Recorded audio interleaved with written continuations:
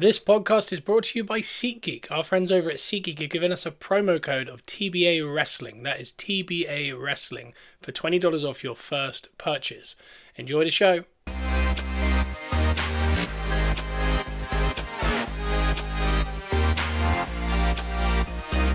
Welcome to Gunners Rust Podcast, where we are positively Arsenal, and that we are. And today is Monday, which means Monday morning quarterbacking from us here at Gunners Rust Podcast. I think that kind of like a good kind of side name for these episodes is the Monday morning quarterback, kind of sitting around the water cooler explaining how you would have done things or how you got it spot on. And I feel like that's where we're at, you know. You kind of hoping what you've said last week happened, or you're in hindsight, everyone's better in hindsight. We're talking about, why didn't we do this? And I think there's a lot of that. I think this game over the weekend with Fulham has kind of given a lot of people some pause for thought of what could have been, or maybe it's actually just kind of circumstantial. And I'll get into that and what I necessarily think of it, and maybe kind of give you some thoughts, and maybe you can kind of make your own judgment. But since you last had us here free for all on iTunes and Spotify, give us a 5-star review. We have played Atletico in the first leg, and we have also played Fulham. On the Patreon, we've talked deeply about the Atletico game, and I think I actually popped that up on the main feed anyway, so you might have already heard my thoughts on that, so I won't go too deep on it. But very good result, all things considered. I think we all wish we could have won and things like this, but I don't think you could turn your nose up at the fact that a draw means we're going in completely level in a home game to get to a Champions League final, first time in 22 years, or 20 years, looking for a league title in 22 years. But I don't think we could ask for more. So I think we're in very good stead there. And then this Fulham game came at a very interesting time because we're in the midst of the 5 games in, 15 days or whatever it works out. I can't remember what it works out at. But we're coming to an end of it. We have 2 more games in that run. We're actually at the kind of back end where some people weren't even including the West Ham game because there is actually 4 days rest in between Atletico tomorrow and West Ham at the weekend on the Sunday. And then we actually have 7 days rest because it's a Monday night game the following time, which is Burnley at home. So we're coming out of our horrifically regular every 2.7 days games. That run is coming to an end nearly. And we've nearly made it through relatively unscathed, because if you think in the league, it is now 2 wins. The Champions League, we're in a very good situation. If somehow we obviously beat Atletico and then beat West Ham at the end of it, we're in very good position, because that would mean we're in a Champions League final and we have a home game against Burnley and a Crystal Palace team that couldn't care less in the last day just to win them, and we might win the league depending on what City do. And again, that's something we will talk about today because they have the huge game tonight against Everton. I think we all got our hopes up, and I just want to kind of bring them down a tiny bit. So we'll get to that. And we'll do it all in chronological order as usual. So we'll start at the Fulham game. I think when we saw the team news, unlike in the week, we did the opposite. Our stomachs didn't drop. Our kind of hearts went up. Kind of thought, this is that team. We've kind of it's not exactly the team we've been wanting to see all season, but it's closer to something we've been wanting to kind of get our eyes on. And if you remember, early on in the season, we really wanted to see Ezra and Odegaard as a double in the midfield. And we were really complaining, really wanted to see that. Then we saw it a couple of times. It was very sus. It was a bit sticky, a little kind of no cohesion. And then usually we'd make a sub. I think actually Odegaard got injured in a couple of occasions where we had that going. And then we brought Zubimendi on and we just had instant more balance and we looked a lot better. And you thought, well, maybe not everything we think, that is going to change everything does actually change everything. Sometimes there's a reason why coaches have gone through all their badges, and people like Mikel Arteta have done 6.5 years at Arsenal and taken us from 8th in a league and people not turning up to our stadium to 4th time in a row title challengers and Champions League semi-finals 2 times back to back. So there's maybe a reason he's doing that and we're recording this podcast and you're listening to the podcast. But this was another one of those, because we saw Saliba, Gabriel and Raya, as always. That is our stalwart. This is what we always need to see on that team news. I think if you see those 3 in the first 3 kind of names you're reading on the lineup, I think instantly we have a 50-60% better chance of winning a game, irrelevant of the rest of the team. That's how good those 3 have been for us this season. And I'm hoping if we do bring something home as far as trophy or silverware, that they get their flowers because they've been pretty consistent this year. I know Saliba went out for a period, Gabriel went for a very little period, but Gabriel's really been almost like an unsung captain of the season, considering our captain's been out a lot. I think he's played so many games. You think of Rice as well, Rice, Raya, Gabriel. And I'm going to add Saliba. I know he missed some games and Mosquera did unbelievable kind of filling in. But those guys have really just forced us along, and they're just still, you see the passion in all of them. And we're, nearly 60 games deep. And you just think, they've just, every few days get up for these games, and they very rarely disappoint, those three. So you see Saliba, Gabriel and Raya. We saw the returning Calafiori, which is really good to see, and something we have wanted to see him in the same team that has Trossard and Eze and Saka and Gyökeres. We've not seen it. There's that stat that Saka, Havertz and Odegaard haven't played a game since 2024. There's other combinations throughout that we haven't seen. There was a combination in 23-24 season that was unbelievable, which was Ben White, Saka and Odegaard. We've hardly seen that this season. Anytime we do finally get, like now, Ben White and Saka on the same team and it looks good, we're still missing Odegaard. And then when Odegaard's back, Saka's out, So certain things like that. Calafiori was brought in essentially to liven up the left side because he's such a wild card. And our left side's always kind of a bit neglected, and I think that is why the stats represent that. And the left-sided players never have the stats of the right-sided because we're a very right-side dominant team. And Calafiori is a part of changing that and kind of bringing in like a marauding left-back, kind of comes inside, outside, overlapping, big lad, he's a centre-back at trade, or one of a 3 centre-backs at Italy level.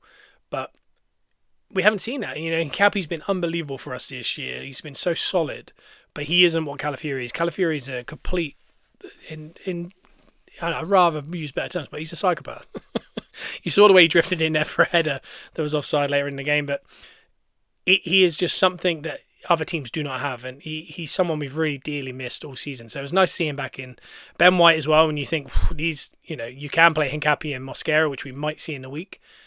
And that feels like all right, we've got 4 centre-backs across the back. Let's just make sure we don't concede. When you see Ben White and Calafiori, you think, okay, our intention here is to attack. They're going to overlap. They're going to run infield. They're going to do all sorts. So nice to see that. Nice to see Saka starting, obviously, and seeing that Ben White-Saka partnership. Trossard and Calafiori again, the other side. Gyökeres up top. And then that midfield is where it got interesting because we saw Ezra as the 10 because Odegaard is, in fact, out again. And then we saw Rice as the 6, which we've kind of thought all season. And again, we do have to look back, and there was a period of time where he was playing 6 a lot, and we were all going, well, he's so much better as an 8. He's an 8. He's the best 8 in the world. Can we not play someone in the 6? And he kind of goes box to box. We've seen a lot of that this year, and everyone's going, well, we need to see him in the 6 and someone else in the 8. So we do kind of jump and chop and change depending on results or how it looks, because, again, it's looked very strange this season since maybe October, November. But the results are still there. I mean, I think we just hit our 40th win, which is now he's tied Wenger in one season to get 40 wins. And we have, if we go through to the final, 5 more games. If we can get 1 more game, he's got the most wins of any Arsenal team in all competitions in one season. And that is not kind of something you can sniff at. And, you get the pundits and they sit there and go, but if you don't bring anything in, we got to move on. And you just sit there and think, who to? Emery? Do you know what I mean? Like, you see what was happening to Aston Villa at the minute. Almost an exact carbon copy that we called at the start of the season. They got themselves in a position where everyone in December thought they were in a title race. By January, everyone said, but they've secured top 4. To a position where they're 5th. And they're in a Europa Cup. And if you remember, we had to win one of our last 4 games. All we had to do was win one of them or draw 3 of them or whatever it was. We lost all 4. And it's because he was concentrating on the Europa Cup, which he's very good at winning. And he's made that pretty apparent in the past. He got us to a final. He pretty much threw the league. We ended up coming 6th. So we had to win the Europa Cup final. We lost the Europa Cup final. We got no Champions League football. And that's essentially what led to him getting sacked. At Aston Villa, they were in such a commanding position in 3rd, if not 2nd at times. They dropped to 4th. They dropped to 5th. And you can see what's going to happen. The way they put that team out yesterday, that was not a good lineup. You could easily see them getting pipped at 5th by potentially Bournemouth and putting all their eggs in the Champions League the Europa League basket, missing out on that. And then he will get sacked, and he's already overachieving. If someone said a Europa Cup final and 6th place, for example, at the start of the season, I think a lot of Villa fans would have taken it. But for seeing where they're at, similar to us, I think we would have all taken where we're at now. But when you see that we were slightly ahead, you think, oh, it hurts a bit. And that perception is reality, and that is what sometimes leads to people losing their jobs. But you see him doing exactly what he did at Arsenal, and I do think they'll overturn Forest, and I do think they'll go to that final. I do think they'll win it. But it is interesting because I think this year more than ever we're seeing games not being thrown, but you see it with Bayern Munich. Bayern Munich this week put out a team of non-professionals, including the bench. PSG did the same. Atletico, not necessarily non-professionals, but none of the starting lineup played. I think they made 9 out of 11 changes.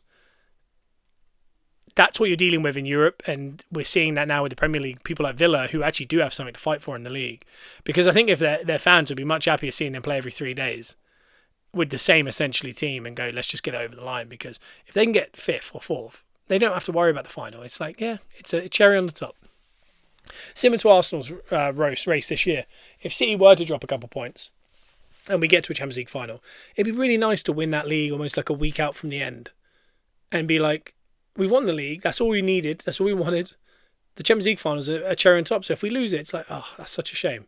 But we've got the league. If you lose that league and then you have the Champions League final, it's going to be so much pressure, and Villa are going to have a similar situation potentially.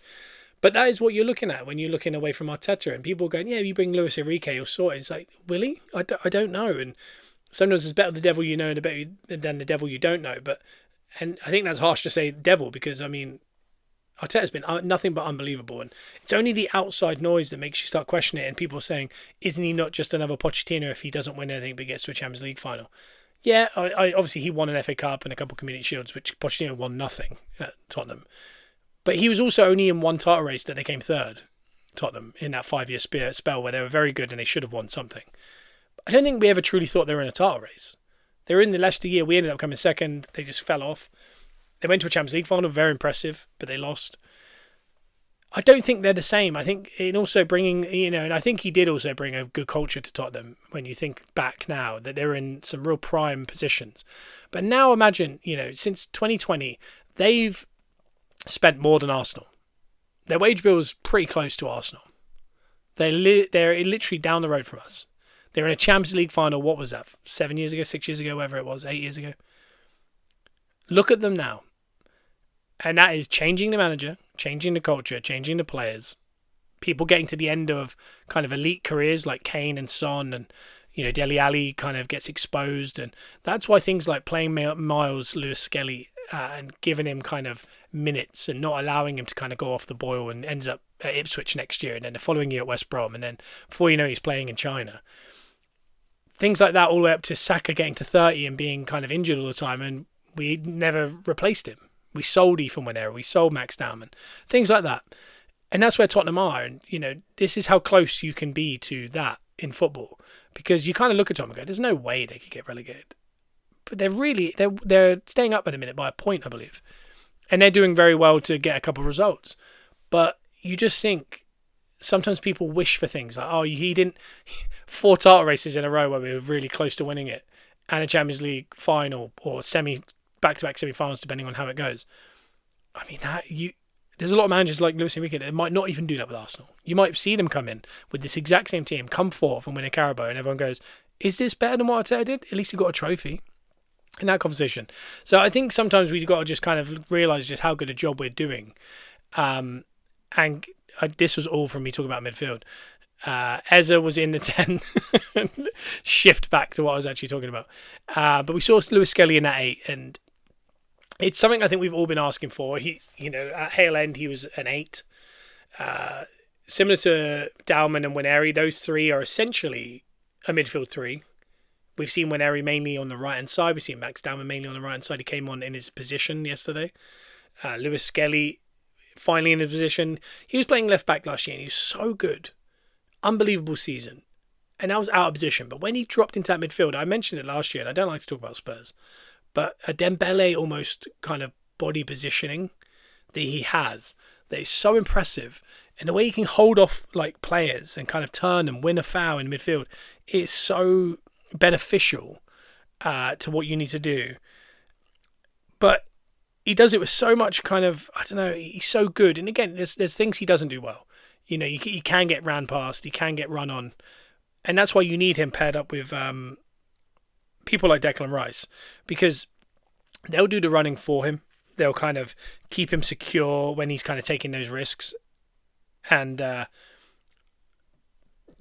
is the kind of nice mix you definitely need, or in your midfield, that kind of yin and yang, that kind of thing. And Zubimendi is that. He's a similar player to Maitland-Niles.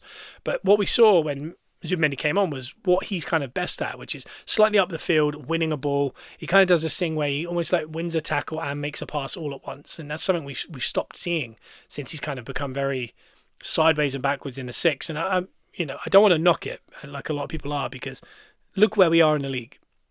And I've said this all season, the major changes to this team this year are Hincapi, Eza, Gyökeres, and Zubimendi. They're the kind of difference from last year. And because the left back gets moved around a lot, I'm not going to involve Hincapi. The big changes, really, the people that have played the majority of the season is Gyökeres and Zubimendi. Eza has also helped, and he's a game changer, and it's really helped. But Gyökeres and Zubimendi are the difference from last year of having Havertz and Partey. The difference is we were a lot closer to winning stuff this year than we've ever been. And people might say it was just normal. It's like, no, at some point we've got to accept they might be the difference, because the most conversation and the most negative speak in that team, I think, is around the new arrivals, Zubimendi, Gyökeres, and Madueke. People do not like it. But these are the people that have made the actual difference. This is the difference between Arsenal last year and Arsenal this year. And at some point we have to kind of open our eyes and go, yeah, maybe I don't like that Zubimendi goes backwards a lot, but maybe there's a reason why he does it. If you watch Rodri, there's a reason he does that. He keeps them secure. He allows other players to make those passes. Gyökeres, similar to when Haaland came into City. Yeah, they didn't play good football anymore. He's not very good. He's a good goal scorer, but his play is awful. He looks at Andy Carroll. There was all this. He scored a lot of goals, but they don't play as well. They want a treble. We're in a similar boat now where he's at 21 goals in all comps. He's overdone what anyone expected, I'd say. And a lot of people would say, well, no, because he scored loads of goals before this. But everyone was telling us it's the Portuguese league. There was no, correlation. He would drop off. He's not actually that good, blah, blah, blah. He's been so good for us this year. And this is a perfect example of this game. We played the ball forward. Did you see how much better he was? And you start to realise, maybe they weren't playing to his strengths at all, but he was still managing to get 19 goals before today. And the times, there's been a few games this season where I thought we played like we did today, where you just thought, this is what we used to be. And it's Leeds home and away. It's this one. A couple others come to mind, but I can't think of them. There was a couple in the Champions League where we played kind of secondary teams. Maybe Inter Milan away. In those 4 games, he scored 7 goals. And it's interesting that once we play a team where they're going to play the ball forward and they're going to play it quick, he scores. In games where we sit back, play the ball backwards, we go long, he doesn't. And everyone goes, he's the reason. It's just, I think, food for thought for anyone out there that kind of is a Gyökeres hater, is we're not playing to his strengths and he still outperformed what we thought. And I think it's only the beginning, because I think if they win something this year and their confidence grows, touch wood, it's going to change something, because they will play that ball forward more. They'll trust him more. And I think it's just the start. He will score goals. And you saw in the game yesterday, I think he ended up having 4 or 5 shots on target. He scored 2. Should have got a third, I'd say. But he was so good, even the first goal. And we'll get to that. Similar to the Newcastle game, we start okay, but then we grew into it. And then, you start to think, this could be one of those days. And then all of a sudden, bam, early goal. Saka looked like the form he was in against Newcastle, not the form we saw when he came on in that cameo against Athleti. But he drifts out wide. He completely leaves Raul Jimenez for dead. He almost breaks his ankles. He just kind of has to accept it. And as he kind of comes around that corner, he whips that ball across. If you can find the angle from the other side, from the left wing, watch Gyökeres' movement. My word. That's exactly what you want a goal hanger, centre forward to do. He is hustling, bustling, and the minute Saka goes to whip that, he gambles and pulls the defender away and just has that open goal. And it's just really good. And you see the way him and Gabriel celebrate that. You could tell that was important. It felt important to us. The Newcastle one felt important. But that one also did, because albeit the Newcastle one didn't necessarily help us long term, we were never going to score in that game that wasn't that goal.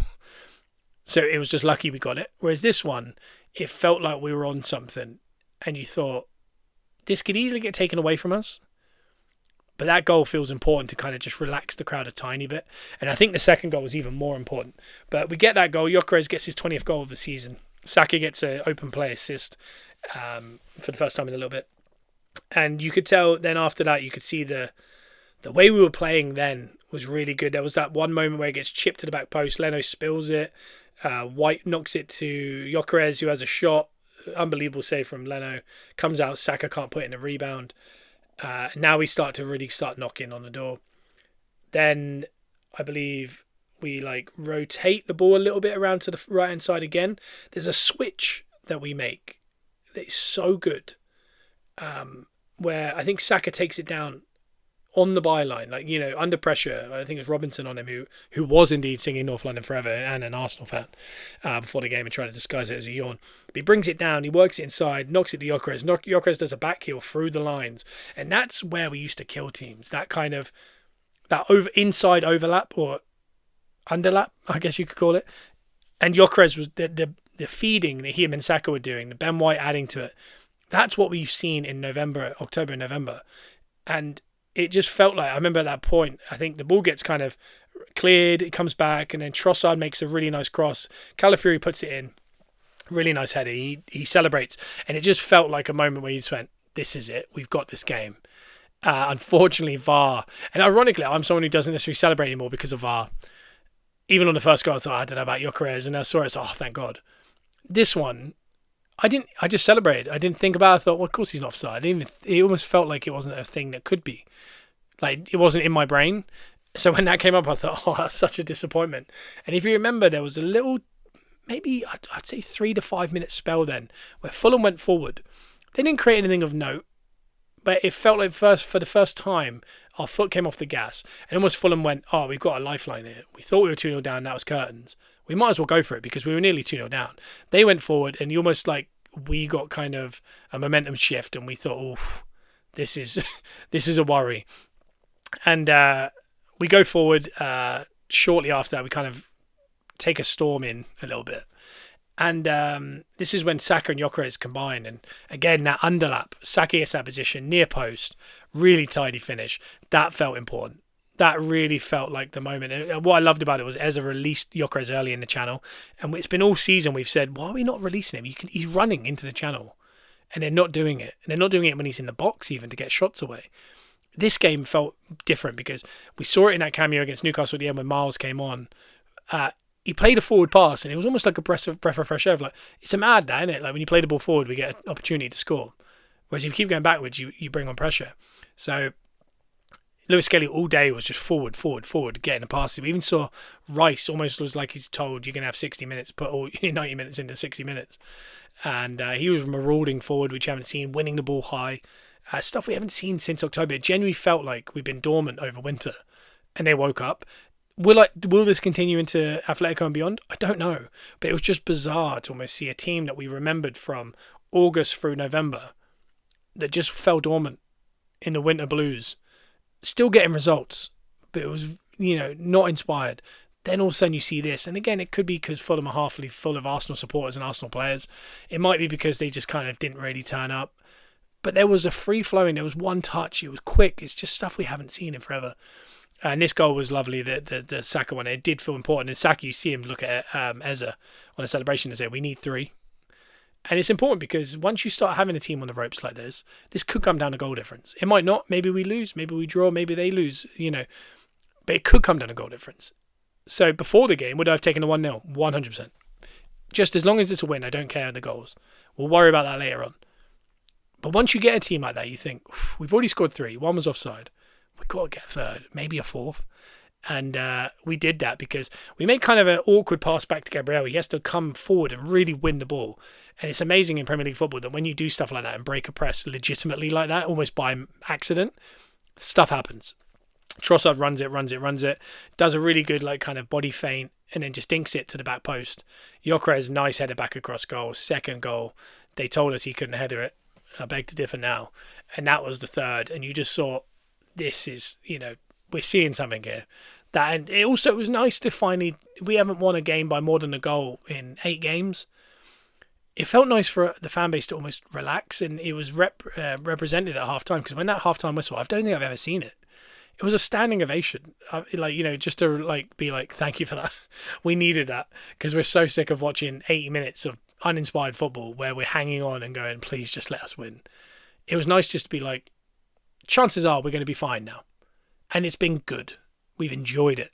It was worth the price of admission, and yeah, I've not seen that before. It's just a standing ovation.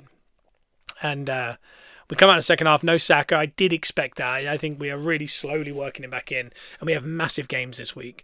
Like I said, they're coming quick and fast, so we do need to rest players as much as we can. Zubimendi was obviously on the bench again. Good to get minutes out of his legs. Hincapié minutes out of his legs. Martinelli minutes off of him. Havertz obviously recovering from injury, so is Odegaard. But Saka getting half a game, and then Madueke also getting kind of, as much as he can be frustrating, he deserves minutes, because Saka's missed a lot of the season. And again, like I was saying earlier, someone had to be in there for him. Madueke's played a lot more minutes than probably Arteta expected he was going to. He was there to take the load off of Saka. He didn't expect to take the whole load. And he has, and he's done a really good job. Maybe the stats don't follow it, but sometimes those tricky players, you look at Doku, he's an unbelievable player, but his stats are very, very bad. Sometimes you need players like that, because they draw players away, they create chaos that allow other players to flourish in the team. So it was good to see Madueke get a half, but you did know that everything was going to drop a tiny bit. Jimenez has an early chance. We get a little lucky. The game becomes a little bit, it's not stretched. It was kind of just not much happening. We could, if we wanted to put our foot on the accelerator, you knew we could probably get a goal. And then there was that weird bit of play where I think Trossard wins the ball. He assumes it's a foul. He kind of stops. Then he runs forward. He releases Gyökeres in the position you kind of want him in. It's on his left. I think he should just hit it with his left. He kind of does that, open his body up like Henry, and does the right. It gets saved with a kind of low hand by Leno. Unfortunate, because he goes off shortly after for Jesus. And at this point, it really did... It did feel like a different team, and you felt like there was no more goals coming. Jesus came on for Gyökeres. Obviously, Saka and Madueke had happened. Who else came on? I can't even think. Rice came off for Zubimendi. And later on in the game, obviously, Eze goes off for Dauman. And there's that funny video from a crowd where he kind of looks at Max Dauman and goes, "Max, are you going in?" Almost like as if it's Dauman's choice. And Dauman, you could tell, Arteta said something to him, and then he hogged the ball so much. And it was almost like Arteta said, forget everything I say, forget anything anyone says, just go out there and lift the crowd. Because it was a period where there was no nerves, but it just felt like the energy that the crowd had in the first half had kind of dissipated. And adding Dauman was almost like a little ingredient to be like, just go enjoy it, go excite the crowd, get them on board. And we do get a corner later on. I think Calafiori heads it. It should go in, but Leno hits Leno's head, hits the crossbar, goes out. And we have some good, moments. But other than that, nothing really to write home about other than another clean sheet, 3 more goals on the goals scored, and obviously goals on the goal difference. I think Raya now has to win the Golden Glove. He could... what was the word there? He could kind of share it with multiple goalies, but he's officially got the Golden Glove for a 3rd year running, and that is such kind of a reminder of just how good that upgrade on Ramsdale was. At the time, we all didn't understand it, we didn't like it, but there is something to be said there. That is really impressive, and it felt important. I really would love to have got a 4th, but we can't. Beggars can't be choosers. Like, I think 3-0. And I said it to Carl at work, who hopefully be listening. I just fancied us against Fulham. They don't have much going on. Is their head on the beach a little bit? They're also very Arsenal-centric. And I thought, not that they're going to roll over for us, but it just felt a bit like they weren't going to just try and be stubborn. And they didn't. And I'm hoping, I watched Burnley the other night, and they were definitely not being stubborn, even I think they were at home. And, it was at Leeds, but they were really poor. And you could tell their head was elsewhere. They're down. They don't need to fight for much. And it does make you kind of go, oh, I like that. And then you see Palace yesterday. That didn't look good. And even Glasner said, I think he said something like, if you've enjoyed a wedding and a stag or something, you don't enjoy the wedding as much, or I don't know. He basically made some kind of gesture that when you've got other things to fight for, this becomes less important. And we're playing them 3 days after a cup final. So they either won it, they're hungover and they couldn't care less, or they've lost it and they're just momentum's down, they couldn't care less. And let's just think about next season. So that's a great time to play them. I think City play maybe just before the final, so they're going to have a similar feeling. But when you do look at it, and I did say Newcastle and Fulham was the hardest games left, I think as they go, they get easier. Maybe Burnley and Palace the other way around. But the West Ham game is going to be crucial, and the way fixtures went is going to be interesting. But Miles Lewis-Skelly in this game did pick up the man of the match. That embrace he had with Arteta was good. And Arteta actually said afterwards, which I think I like it. I don't know if I do. He kind of said, I've been overly hard on him, and he's proved his point. And it's almost like you kind of thought, is there like a bigger thing at play? But it's not. It's just him Arteta being stubborn and thinking, nah, he's not good enough for midfield and he can't play left back. And I think he's been shown to prove, I think he can play, and he did a nice interview where he kind of said, they said, what did you say to Arteta? And he said, I better be playing Tuesday. I don't think he'd be playing Tuesday. But the fact that Arteta is such a stubborn manager that you do learn a lot. I talked about it a few weeks ago. When Saka and Smith Rowe and Willock and Iwobi and all these guys came through, we were going through a transition where we needed new players. We couldn't spend a lot. And also it was low stakes. We were playing Europa League, so you can kind of send them to the back end of, the Czech Republic and go, there's some minutes, out your position, but there's some minutes for a 16-year-old or whatever. And we could do that, and a couple like Saka looked good, and you thought, we got nothing to play for in the league, we might as well give him some minutes. So sometimes you need like a sliding doors moment for young players, and those guys got it in a low tempo moment. And we forget Miles is 19, Lewis, and then when Aries 18, Max Dalman's 16, and you forget he's trusting them, not just in a season where we might win the league or we're in a run-in. This is the run-in. We have 5 games remaining. He trusted Lewis-Skelly to come on last week. And again, you could say game state, Max Dalman this week, trusted him, but still to trust a 16-year-old in the 10 role, at the end of a game in the run-in. I can't describe how good you have to be. And there was that one moment Dalman had where he held off a few players and he was a bit too greedy and he carried on, but he got his shot away, but he didn't get on target. That is, it's not normal. He's not normal. He is someone we do need to keep an eye on because it's not regular that you can just hold off adults like that at 16. That is usually the big thing to overcome. And also to get your chance in a year where we're challenging for the Premier League and the Champions League at the end, and he's still trusting you. He trusted him at Anfield, away from home. Lewis-Skelly was trusted to start a game where we have, like a lot of people said, Fulham was the biggest game this week out of all of them. And he trusted Lewis-Skelly in that midfield. That shows a lot of confidence. He brought him on against Newcastle to see out a tight game. That's trust. So sometimes he shows you what he's thinking in his actions, Arteta, and I think those are big. And there was other things like taking off Gyökeres. He definitely got his eye on Atletico, and he did a really good job of rotating that team so that people weren't stretched. And it wasn't a game where they were collapsing at the end like the Newcastle game. Players were kind of walking around smiling at the end. Everyone looked fresh. And coming at the end of a 6-game every 2.8 days, whatever it is, to look fresh at the end of that shows you the momentum switched a little bit where they're kind of clicking into gear. And again, it's not going to make it easier. West Ham away is going to be horrible. Atletico is going to be tough. But we've caught fire at the right time. There's a bit of happiness and positivity in the camp, you can tell. And there's also like a momentum shift where they just feel good. And that could shift back tonight. And it could shift even worse tomorrow. Because if City go and win that comfortably, they go, all right, game on. All of a sudden, those nerves creep back in when you're away at West Ham and they're crowd up because they don't want to get relegated.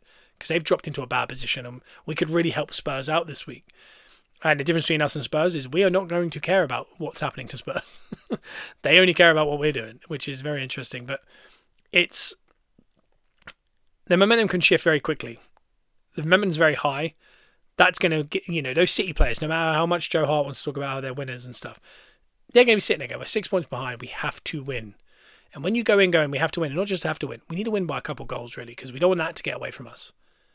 to go to an awkward place on a bank holiday where the Everton fans have been drinking all day, they can be stubborn. We could also see an Everton team almost roll over, but they're fighting for Europe. They'd be silly to. And we're also in a position where we don't need them to lose. It's not like we're looking for a miracle, like go and win 2-0. That'd be great. To Everton, that is. But a 0-0, a 1-1, a 2-2, an awkward game. Just as long as the draw is in sight with 10 minutes to go, anything can happen. And that's what we need. And, if that does go that way and the way that we want it to go, that momentum only gets bigger and those players' smiles get bigger and their freshness gets more. And then you go into that, the biggest tifo in club history, apparently, Atletico, which, nerves me more than anything just because some of the tifos have been really bad. They've got better. But you go into that game almost like, wow, we're on the cusp of greatness here. And they play with freedom and excitement. And it's not that panic. And, a big win over Everton for City could send them into that game going, oh, okay, they're going to catch us up, so we have to win this. All of a sudden, that pressure, that tightness comes in. So momentum shifts very quick. But sometimes when momentum happens, it carries on going your way because, like I said, City players are going to be a bit more awkward than they were if we had drawn yesterday. They would go into there galvanised by the idea that they could go ahead by the end of the week, whereas they know if they beat Everton and they beat, I think it's Brentford, before we play in the Premier League again, we're going to be level again. But they have to win it by 4 goals over 2 games for them to go ahead of us. Otherwise, we're going to stay ahead of them before we even play. So, and I've said it for a while, I do think this was the week that if we could get those 2 wins and bank the 6 points, if they're ever going to drop points, it's now, because their hardest games really are the Everton away and I'd say Bournemouth away. They do have Villa, but we saw what Villa did yesterday. If they're worrying about Europa Cup, the best case scenario really is that Forest go through. Because Villa would then be having to get a result at City. And we need as much stuff going our way. And, Brentford, they are looking for Europe, so they shouldn't roll over. But we also seen Brentford not be as strong as we want them to be in times where we want them, to maybe get a win or something like that. So, are their games harder than ours? 100%. They've got 5 left. We only have 3. But yeah, momentum is an interesting one because you have to keep it going, and sometimes it's not in your hands. Like I said, we need City to maybe drop points. Then our momentum only gets stronger and stronger, and then when you go to that final, that's going to be demoralising. I think Pep said it. I'd rather be in Arsenal's position, in a semi-final in the Champions League, second leg at home. It's a tie at the minute, and in the Premier League having the 6-point cushion, even with the games in hand. He said that's where I want to be. I don't want to have won the Carabao Cup and be in a final of the FA Cup and chasing the pack. I want to be in the Champions League. I want to be in the biggest trophies. So we are in the position that is the enviable position. Just seeing the way that the players were after the game, it did feel good. I think that fan, the little kid that was shouting after Gyökeres' first, was unbelievable. And that's done the rounds in the meme kind of world. And it is interesting, isn't it, that, when City fans were drinking Arsenal bottles, we had to sit through hundreds of interviews with that guy the next day all over TalkSport and Sky Sports. They haven't got an interview with that guy and his dad, That's like a positive. It's too positive, isn't it? It's too nice. It's Arsenal. It's too, that doesn't get views. I want some old guy that has just kept the bottle for 2 years to try and bring it up at one more moment. Go to his house and interview him. It's something to behold, to be honest, like the way the media has done it. And I don't know if anyone else has known it, but if you listen really quietly, listen. It's dead quiet. The media is dead quiet. They don't like what's going on at the minute, and you can feel it because there's no conversations about us. If you look at, obviously Man United, Liverpool played, and that's a whole thing of itself. There's not really conversations about Arsenal at the minute. Sky Sports aren't talking about Arsenal. It's almost like they're like, ugh. They're in pole position now. And again, that could change, but you watch it change. And again, if City win tonight, they will start talking about it again. Oh my God, Arsenal are going to feel the pressure. If we lose to Atletico, oh my God, they have the Premier League to worry about now. They have to bring something home. But when things go well, they get awfully quiet. And I think that's something we have to remember is sometimes you don't need to talk. Sometimes you just need to play well, win, and start winning stuff. They will leave us alone because it's been horrific. It has been so bad beyond belief this season, the narratives and all that, and the corners, and now everyone's ahead of us on all those tallies. We don't talk about them, right? We don't see league tables that are just based on corners. Bruno Fernandes could break Kevin De Bruyne and Henry's record with 6 corners in there, when neither of them got any corners for their assist. There's no conversation about that. It's just, oh, he might break the record. Okay. You know, it, and it's just been nicely quiet. They've had to go, oh, this is annoying. And in all fairness, I've seen it with Spurs. Everyone thinks it's hilarious, and it is about Spurs. But they've won a couple in a row now, and everyone's gone, the fun's gone. And that's sometimes you got to just kill that noise with a couple wins, and that will only help us because you go into those games without the punditry going, oh, Neville doing that noise when Raya gets the ball, and I can feel the tension in the stadium. That stadium was exactly the same against Newcastle and it was against Fulham. But we just didn't have Gary Neville going, you can hear the tension's bad. It's getting worse. And again, we played well. They got cheered off. But they never stopped singing during that Newcastle game. And all we heard was that you could tell the energy's bad.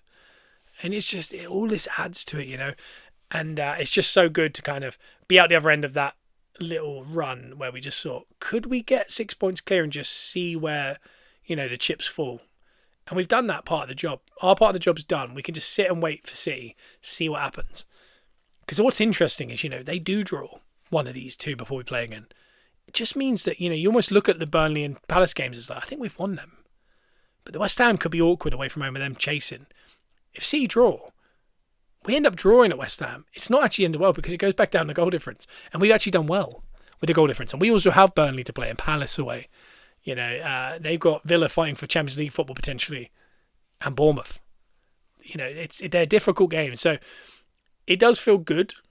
And then, like I said, any day could change. But as for a weekend, I thought it was as perfect as it gets. I'm looking forward to watching a City game tonight. Weirdly, on a bank holiday, we've got a Premier League game. I think Chelsea are playing at 3, which feels very strange. But the City game, I'll be watching that tonight. I know usually my advice to you is just don't watch it. Just look for the result because you don't want to get caught up in it. But why not? It's not like we lost our last 2 and we need them to lose 2 and we're watching it in hope. It doesn't matter. If they win it, cool. Ideally not by 5. What I don't want to see is an early red card to Everton and they win 4-0. That won't feel great.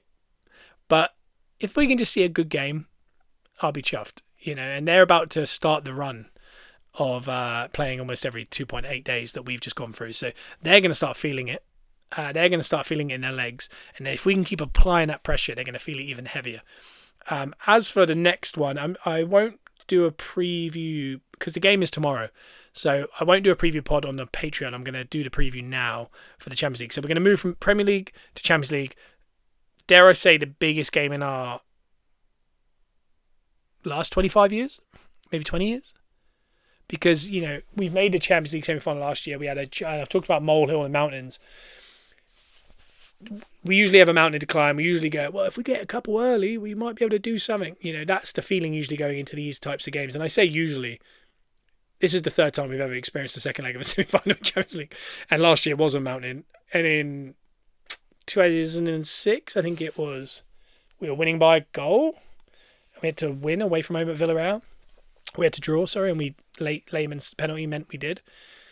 So that wasn't a mountain, that was a molehill. But it feels nice that we're in a position where it's like, here we go. Could Atletico potentially win at the Emirates? Yes. But is it PSG? No. Is it a 2-goal deficit away at PSG? No. It's not what it could have been. When you think of Bayern, they've got to overcome a goal deficit against PSG at home. That's awkward. They're going to, because it's going to be a mad game again, I would have thought. But you don't want to go in with that feeling of like, could we do something? This is a game where it's clean as a whistle, flat land, no molehill, no mountain, win the game against Atletico. Yes, they're very rested, but we're in rhythm. That's something you could look at it. The players didn't exert themselves massively. We made good changes at the weekend. So not only have we got rhythm, we've got a little bit of freshness. They've got a lot of freshness, but not much rhythm. The last time these guys played together was at home, where we had the ball for the last 20 minutes. So this is a team that could be good, and they had already had 7 days rest before that one as well, and that was their big effort at home. And on the other day, they could have scored a couple. We might have got a second penalty. It might have been a 3-2 win at Atletico, and we do have a little bit of a molehill to climb. But we didn't. And here we are. And the energy is going to be big. And I think what we have to do is keep compartmentalizing these games. We've got through the Fulham. Forget about it. Forget about the league, whatever. This game is a final in itself. Don't worry about extending, the legs. Don't worry about, do we need to rotate? This is all or nothing. Champions League final is history. This is the second time in our history if we can get there. Worry about West Ham. And also, it's 4 days rest. That's more than we've had most of the season. And they also know that if we can get through Atletico, we can go there. And maybe Zumendi could be rested and Miles can play away at West Ham. Maybe Calafiori can play and Hincapi can put everything into Atletico. Maybe Mosquera can play against Atletico and White can be fully rested for West Ham. There's certain things like that we can do. Maybe Saka plays 60 minutes here, plays 60 minutes against West Ham. And Madueke does 20 minutes both times. Maybe Havertz does make the bench in one of them. He could take a load off of Gyökeres. Martinelli and Trossard are both there. Eza can go out wide if we can get someone in that 10, if it is Havertz, if it is Odegaard back. I don't know what's going on with the injuries. But either way, I think we just got to worry about the one game and not go... Don't have... you could tell with Fulham we had an eye on Atletico. Even though the Fulham game was so important. There was an eye. And game state allowed us to have that eye. But what we need to do is not have an eye on anything. Just concentrate on that. Get that one. And then let them rest for 4 days. And then that West Ham game, they can also see that as almost like the light at the end of the tunnel of... This is the end of that mad run I was talking to you about. We now have 8 days rest. And that 8 days rest is to prepare for Burnley at home. Which is potentially the easiest game going at the minute with the game state and where they are in the league and how they've given up, the managers left. That is, that's 8 days rest to get ready for the best timing of a game. Touchwood, could anything happen? Of course, it's the Premier League. It's a very competitive league. Nerves, things can happen. Whatever City do could dictate what we think. But either way, there's a real light at the end of the tunnel. But the Atletico game, I always feel like you need to put like a wall up and go, all right, don't think forward. Don't worry about West Ham. That will deal with itself. Let's get this Champions League final in the bag. Because guess what? This run is going to feel a lot better if we know we've got a Champions League final at the end of it. It's going to be really nice. Because if we do then win the league, it's going to be such a cherry on the top to enjoy a Champions League final where it's not, yeah, we're going to want to win. Of course. It's history. But we've always got that league. And that would be the ultimate. Usually when you win a Champions League or something, chances are, unless you're a team that win a treble or something, that's all you're playing for that year. And it is all your eggs are in that basket. And as much as it's cool to go to a Super Bowl or a Champions League, if you don't win it, you're kind of forgotten. But when you've won the league, you're like, okay, what a shame. But we've got a league. We finally did it. So it's going to be an interesting run-in. One thing I do want to mention was what I mentioned earlier, which was us kind of getting ahead of ourselves on certain things. Is this Lewis Skelly thing in midfield the thing he's figured out right at the right time and we've just hit like gold at the right time? No. Do I think you get run through at Atletico? Maybe. We got to be really careful. It's not like, oh, okay, Zumendi needs to sit the bench. We need to have Lewis Skelly to the end. I don't. Do I think that team that started the other night should start against Burnley at home? Yeah. Do I think it could even start against West Ham? Yeah. But it's not for this Atletico. Maybe it's time to go here, look at what we got. I think it would be silly to start anything. There is that chance you see Martinelli, Madueke and Gyökeres. I don't think it's that. As well as they did well away from home against Atletico. I think you need to I think Trossard played 90 minutes, so it's almost guaranteed he's not starting. I wonder if it's a Saka Martinelli, almost like a vintage thing of like, they've been here from the start. They get this moment. Saka and Martinelli either side of Gyökeres. These two young lads have kind of, with Saliba, have kind of been for us through this whole transition. And they deserve that moment to sit under, that Tifu up, Champions League music playing, and come out electric. And I like that. And I think that's why he kept Martinelli off, as he wants him fully fresh. So Martinelli and Saka either side of Gyökeres. I think Eza's going to have to start in the 10. I would play Zumendi and Rice. Saliba, Gabriel and Raya. And then the fullbacks are going to be interesting. The way I would do it is Hincapi and Mosquera. I wonder, he took Ben White off. And I thought he'd take Calafiori off at the weekend. Simply because Calafiori hasn't played a lot of football. Ben White has. And you thought, oh, okay, well, if he's thinking Mosquera, maybe Ben White stays on the right back and Calafiori comes off. The fact that Calafiori stayed on tells me almost guaranteed Hincapi starting and playing 90 minutes against Atletico. The fact that Ben White came off thinks that's the one position where I don't know if he might play Ben White again, because you almost want him and Saka on the field at the same time. I think Kyle at work also mentioned this. It's almost like you don't want to take Odegaard off and then bring Saka on. You kind of need them on at the same time. That's the combination. And I wonder if that Ben White kind of going forward helps, because that was one of the big factors in this game against Fulham. And I really don't think Atletico and Fulham are the same. They're fighting for a Champions League final here. they're rested, they're excited, they're up for it. Fulham were on the beach, you know. We can't just assume, oh, we play really good football now. Athletic have got no chance. Like, no. This is going to be hard. This is going to be a real tough fight. And I also think my final decision, I think Mosquera is going to play right back. And I think it was because late on in that Atletico game, you remember Saka came on and Mosquera came on? Or Mosquera was on the whole game? I can't remember. I think he might come on. And he came on. And he was picking up those timber positions next to the centre forward. And Atletico didn't know what to do with it. I wonder if that's how we start, where he kind of takes up that position. And Eza kind of covers around the side there with Saka. So Saka and Eza in the build-up with Mosquera near Gyökeres. Because by the time we saw Mosquera in that position, we had Jesus on and things like that. And the game was in a different part. But we're going to have to come out strong. You know, we weathered a storm for about 15, 20 minutes against Atletico before we took control in that game. They have to expect a storm, and we have to give them a storm. I don't want this 10 minutes where we're going, or what are we getting here? Because we even had it with Fulham. I think that first 5-6 minutes, I thought, why are we not the team with the ball? Why have they got the ball? We should be storming here. And, you know, it worked out great. So I'm not saying it's the wrong thing to do, but you almost need that kind of, to blow them away in that first 20 minutes, where they just think, oh, I don't know what we're looking at here. We can't track any of them. They're appearing from everywhere. There's goals, you know, all sorts happening, chaos. We need that. We need to put them in a washing machine and just kind of see what happens. But it's going to be massive. The energy is going to be huge. I recommend everyone to watch the build-up. I think this is something you've got to take in, because I mentioned it last week. It didn't feel like a big deal last week. It felt like another European game, and it wasn't. It was a huge moment. And then maybe it's away from home. You do feel a bit like that, especially in the first leg, because you know the tie's not over anyway. You're just kind of hoping for a result, even if it's a draw. But I'm hoping that feeling of, we are 90 minutes away from a Champions League final potentially. And as much as Lewis, Shawel and Prince of the WWE, I didn't expect us to get to a Champions League final. As much as everyone said we're favourites, I really didn't expect us to. And I didn't think we would for a long time, if ever. Because, you know, it's very competitive. It's very hard. You need the draw to go your way. You need certain things to go your way. It's gone our way a little bit. I really want to see a final. I want to see those players. I think they deserve to, you know, stand there with the whole football world watching, billion people watching the biggest game in, dare I say, sport. You know, maybe there isn't a World Cup final. I want them to stand there and, you know, that music goes off and the whole world goes, oh, wow, that's the Arsenal team, is it? You know, that's Zubimendi, that's Saka, you know, that's whoever. And also people like Gyökeres, and I want them to be proven right that they came to the right place. Eze came to the right place. Saliba, Gabriel finally on the stage they deserve.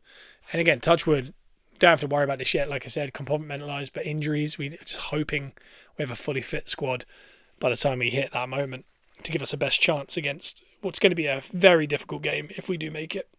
But let's not think that far ahead, just for juju. You know, for good luck, we'll just keep it to just get past Atletico. So yeah, it's not a massive preview. It's just kind of talking through my feelings, and I'm hoping it's helped everyone listening. The weekend was unbelievable. Let's enjoy the Everton City game. And remember, we are not hoping on a miracle because our whole season relies on it. It's still in our hands, whether they win or not. Let's just hope they don't win by 5. But either way, let's hope the momentum carries on. They do get a little heavy-legged. They do struggle. Everton create an atmosphere. I hope Everton are up for it. You know, they're chasing for Europe, which would be huge for them. So I'm hoping there is something. But either way, big week. Could we be looking at a huge week in Arsenal's history? And this would be so worth it. All the awkward wins and losses, the awkward going out of cups, the kind of sadness of like the Wolves draw. This will all be worth it if this week goes a certain way and it really sets us up. It's still a long way to go. There's still a Champions League final if we can get to it. There's also 3 more Premier League games. And like I said earlier, anything can happen. So keep it. And I think I read a stat the other day. And I don't want to worry everyone. I don't want to end this on this note, but I don't think Arteta has won 5 in a row in the league this season. The only way, or he hasn't won it in like 3 seasons or something. He hasn't done 5 in a row. Wins, not draws. He's gone unbeaten for periods, but he hasn't in 3 years done 5 wins in a row in the league, and we need to do that to win out. And we have 2 of the 5 done. But it does make you think, is there a draw in there? Is there something there to surprise us? But hey, let's not even think about next weekend. It's a long way away. It's bank holiday Monday.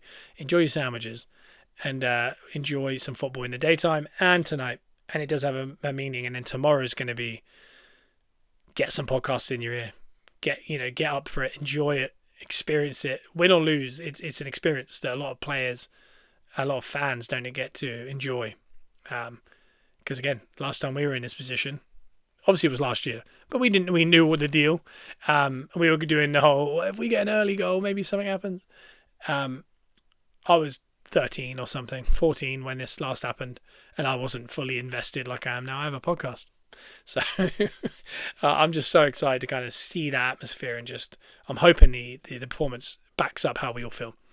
Anyway, enjoy that. I'll be back on Wednesday. I can't remember if Joe will be in the studio, but either way, I'll be in Wednesday to talk about what happened in that game, and then we can finally lift that wall, open that door, and start talking about West Ham.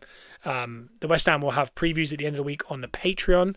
I need to start putting them back on the Patreon. I don't know what's going to happen as far as if I end up putting them up on here on iTunes and Spotify for everyone. But either way, at the end of the week, there'll be a lot more podcasts if you want to have a bit more in your ear rolls.